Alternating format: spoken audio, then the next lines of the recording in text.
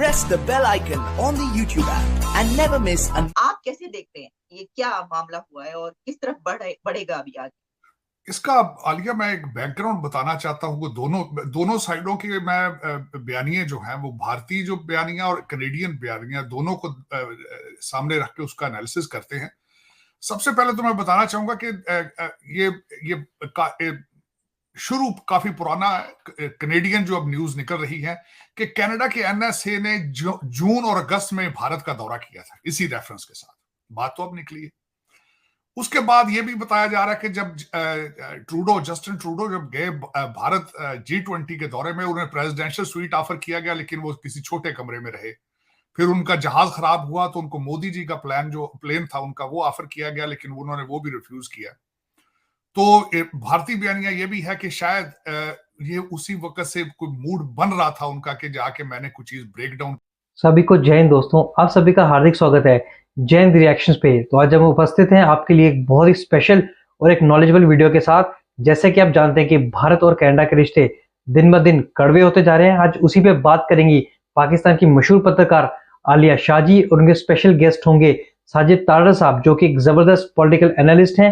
वो पाकिस्तानी मूल के हैं और अमेरिका में रहते हैं और इसलिए चीजों को करीब से देख सकते हैं। तो ये वीडियो बहुत इंटरेस्टिंग होगी, आपको बहुत कुछ जानने को मिलेगा। और अगर आप चैनल पे नए हैं तो चैनल को सब्सक्राइब कर दें ताकि हम आपके लिए ऐसी लेटेस्ट और इंटरेस्टिंग वीडियोस लाते रहें। तो चलिए साथ मिलकर ये वीडियो देखते हैं। जय हिंद, जय भारत।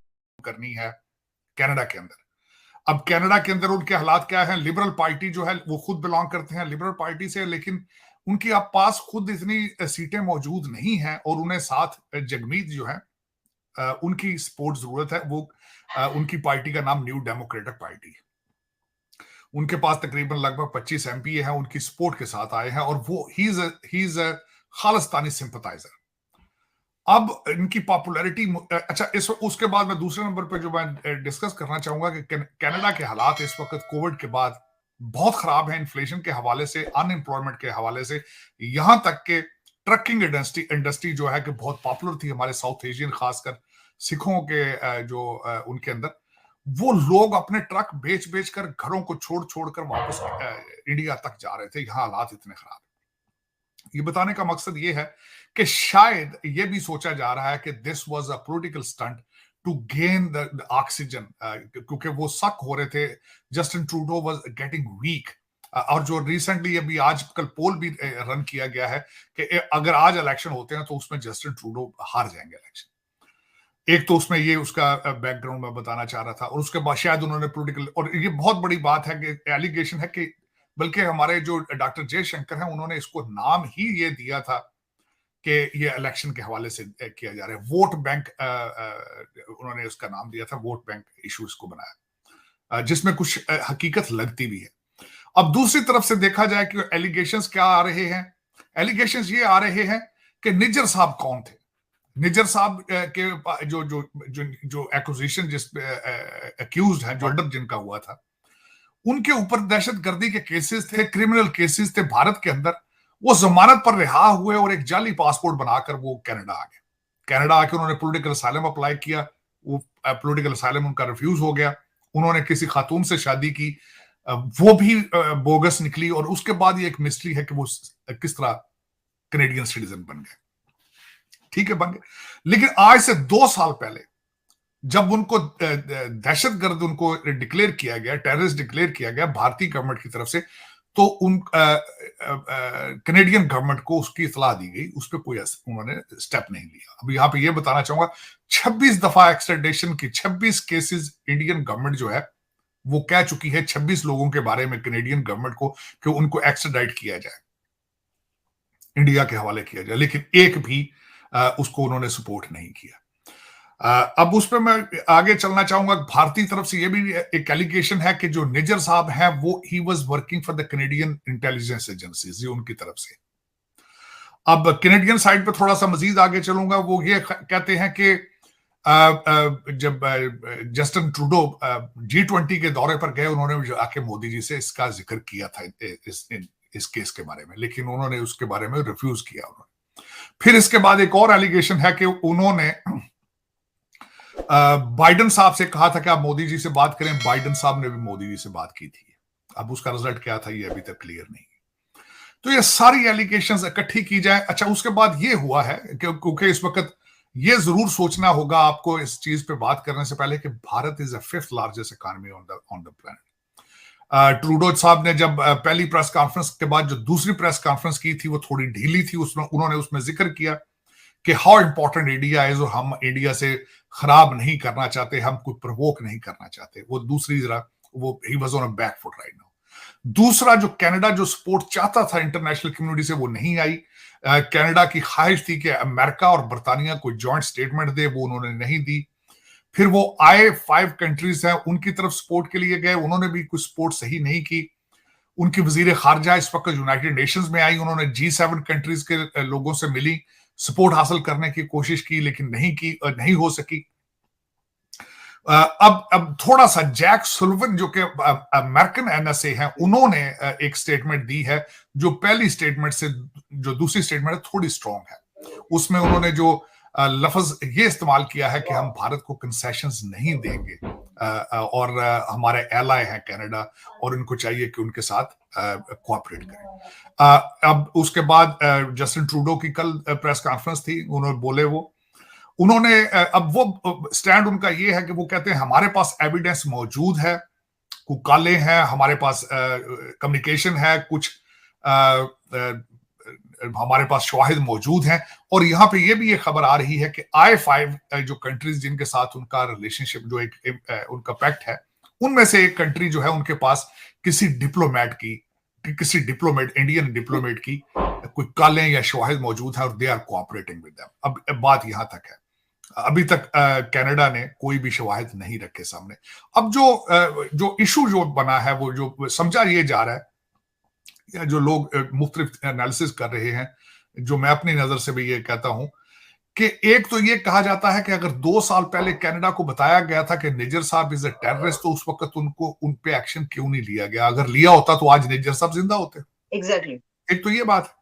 अब दूसरा उसमें यह है कि अगर आपके पास शवाहिद इतने आप नहीं बताना चाह रहे, तो आपको अपनी असेंबली में खड़े होकर इतना बड़ा एलिगेशन लगाने की क्या जरूरत थी? इतना बड़ा इल्जाम लगाने की क्या जरूरत थी? जब तक आपके पास सॉलिड चीजें मौजूद नहीं है तो क्यों नहीं कर रहे आप? दूसरी एक बात यह है कि 3 महीने हो चुके हैं उस मर्डर को, आपने उसके बारे में कोई प्रेस कॉन्फ्रेंस नहीं की, पता नहीं किस चीज का इंतजार आप कर रहे थे। कई लोग यहां अब ये भी बातें करते हैं कि मे बी ये G20 की सक्सेस के बाद इंडिया को थोड़ा सा कंट्रोल करने के लिए this is a conspiracy theory है शायद।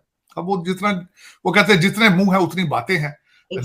उसमें दो जो मैं समझता हूं सबसे ज्यादा नुकसान किसको हुआ है, वो सिख कम्युनिटी को सबसे ज्यादा नुकसान। माइनॉरिटी है भारत के अंदर, और बिलखसूस जहां कई स्टेटों के अंदर बहुत ही थोड़े सिख होते हैं, और उनको हिंदू और सिख एक दूसरे के खिलाफ नफरतों को या कॉन्फ्लिक्ट को या जिस तरीके से कम्युनल एक इशू बनाने का ये मोजब बन रहा है।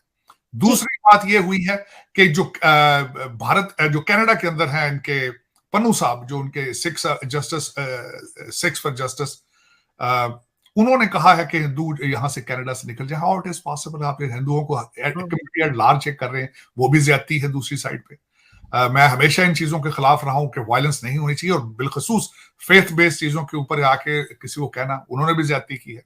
लेकिन इसमें से कोई अच्छी चीज निकल नहीं रही है अगर देखा जाए तो। मेरा मतलब ये सारा आपने बयान किया, इसमें एक ये कि जैसे आपने कहा जैक सलिवान ने जो कहा, उसके बाद अब जो सेक्रेटरी स्टेट हैं ब्लिंकन साहब, उन्होंने भी ये कहा है उनकी तरफ से, मतलब ये एक बड़ी जो पहली स्टेटमेंट है कि जी जो इंडिया है वो कोऑर्डिनेट करे या कोऑपरेट करे। तो ये तो एक तरीके से रिक्वेस्ट ही हुई ना कि भाई प्लीज देखिए आप जरा उनकी तरफ वो क्या कह रहे हैं, बात सुने। तो वो तो अल्टीमेटली आप समझते हैं कि होना ही था, यानी जिस तरह उन्होंने लिस्ट दी इसी तरीके से अब वो कोई बात करेंगे तो बात हो जाएगी, ऐसे बढ़ेगा मामला।